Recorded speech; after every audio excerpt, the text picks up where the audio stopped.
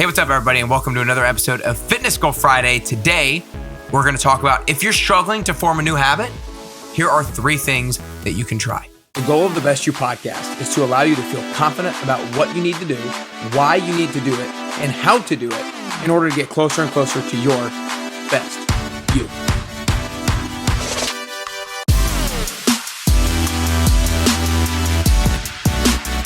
Hey, what's up, everybody, and welcome to another episode of Fitness Goal Friday.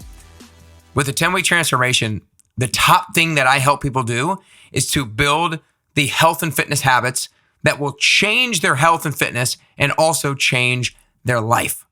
Habit building is one of my top expertises because of how much studying and experience that I've done with behavioral change. And so if you're struggling to form a new habit, I promise that I can help you if you start to try to implement some of the things that I talk about. I know a lot of different strategies, but today I want to talk about 3 specific strategies. If you're struggling to form a new habit, what you can do to help make that habit stick. Because I know so many people are trying to wake up earlier, but they can't do it. They're trying to read more, but they can't do it. They're trying to work out more or work out longer, but they can't quite do it consistently. They're trying to eat healthier, but they're not doing it. They're trying to avoid snacking or drinking less alcohol or drinking less or having less sweets, but they're not able to do it. They're not able to make it stick. Maybe they do it for a few days really well, or a week really well, or a few weeks really well, but then they fall off the wagon again. And so here are some practical things that you can do to make sure those habits stick long-term so that you can be consistent with them, because only if you're consistent with them are they going to actually produce you long-term results, because actions and results are not always closely related in time and space. Sometimes you can't work out one time and then expect to lose the weight. You can't expect to work out or eat healthy for just 2 weeks or 3 weeks and expect to be where you want to be. You have to do these things consistently over an extended period of time.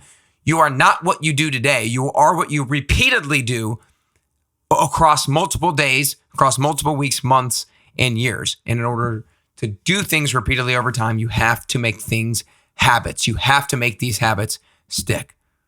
So 3 things you can do. Number 1, make it easier to complete. One of the things that James Clear talks about is removing friction from the desired habit. So for example, if you want to work out more, but you're driving to a gym that's 30 minutes away, you're making it harder on yourself. And so you're setting yourself up for failure.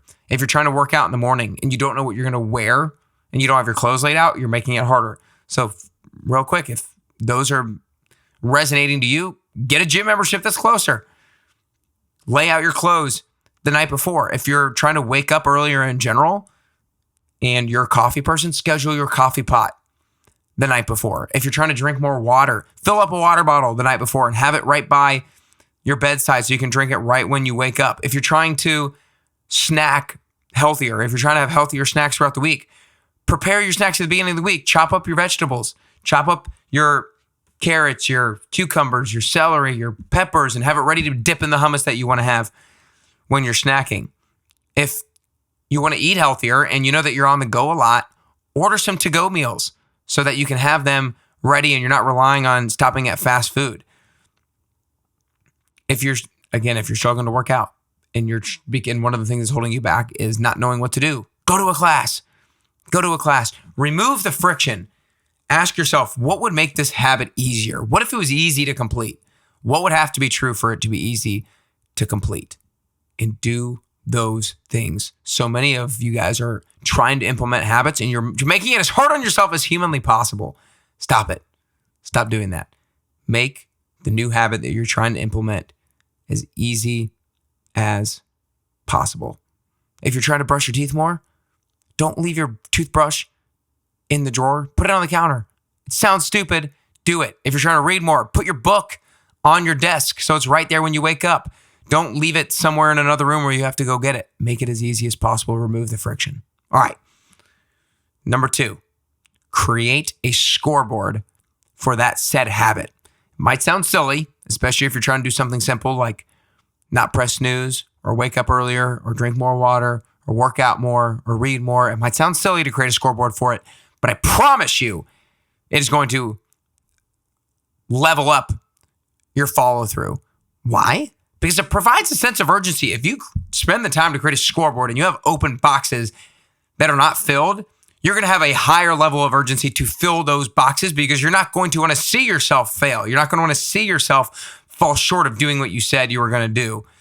If you don't have a scoreboard, then failure is something that you can't see.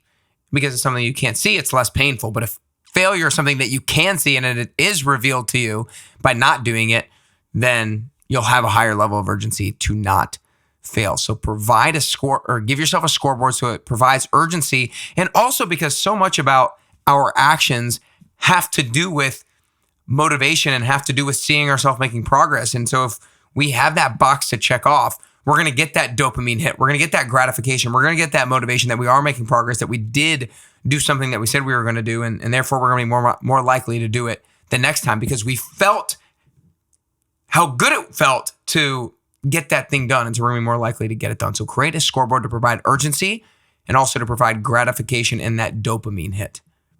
The third and final thing to try is to find an accountability partner. We often hold promises to others at a higher standard than we hold promises to ourselves. I want you to work away from that. You need to hold promises to yourself almost higher than anybody, because if you don't learn to trust yourself, you're never going to have any confidence. If you don't learn to trust yourself, you're never going to hit the goals that you want to hit. But if you learn to have trust in yourself and you learn to build confidence and you learn to follow through with the promises that you make to yourself, you can become unstoppable. You can achieve whatever it is that you want to achieve in life. However, there are just inevitably times where we need accountability partners to hold us to a higher standard. So find an accountability partner who will check in with you to see if you've done your desired habit that you're trying to make stick, and or make that person do the desired habit with you. If you're trying to work out more and you don't have somebody to work out with, have somebody to go work out with you. Make a friend at the gym. Make a friend at your class. If you're trying to read more, have somebody start reading with you. Have each other talk about the book that you're trying to read. If you're trying to drink water more, have your friend drink 80 ounces of water with you every single day and check in to see with each other. You know, that's where apps like Strava really help, right? There's a community of people who are trying to run more, essentially. And if you share your running statistics with a friend, you'll see whether or not they ran. And if they ran and you didn't, then you're maybe more likely to run, because you don't want to fall behind them, because there's that little bit of competition. So finding an accountability partner to either check in with you and or do the desired habit with you is key. So again, 3 things. If you're struggling to form a new habit, 3 things that you can try. Number 1, make it easier. Remove the friction. Ask yourself, if this habit was easier to do, what would need to be true? And make that thing true. Secondly, create a scoreboard for the desired habit. It will increase your level of urgency to do it. It will remind you to do it. And it will provide you with that sense of gratification and fulfillment when you do it. And then third and lastly, find an accountability partner who will either check in with you on a regular basis or who will do the actual desired habit with you. These are key. If you're struggling to form a new habit, don't just be like, oh man, this is harder than I thought. And don't just accept the struggle to form the new habit. Do something about it. Do something to not struggle to form it. Do something to make it stick. Because look, the quality of your life is dependent on the quality of your habits.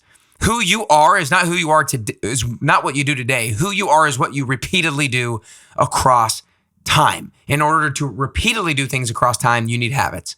You need great habits in all areas of your life, but especially in the health and fitness area of your life. You need habits to stick so that you can stay healthy, so that you can live longer, so that you can be there for your kids and your grandkids and maybe even your great grandkids. And so that you can not only be there, not only be around and just sitting on a couch and not able to do anything, but you can be vital.